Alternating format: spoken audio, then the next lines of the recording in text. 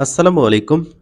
সুপ্রিয় শিক্ষার্থীরা, এখন তোমাদের সামনে যে প্রশ্নটি উপস্থাপন করেছি, এটি একটি স্কুলের বার্ষিক পরীক্ষার ইসলাম শিক্ষা বিষয়ের উপর প্রশ্ন।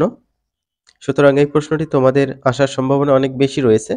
এখান থেকে 70% এর বেশি কমন পেয়ে যাবা। প্রশ্নটি সলভ করে রাখলে তোমাদের উপকার হবে।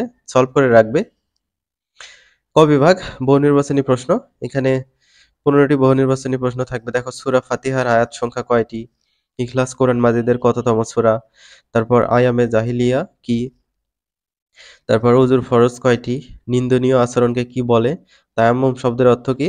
আল্লাহ ব্যতীত সবকিছু ধ্বংসশীল, এটি কোন সূরার আয়াত? তারপর গোসল অর্থ কি? পৃথিবীতে ধর্ম কয়টি?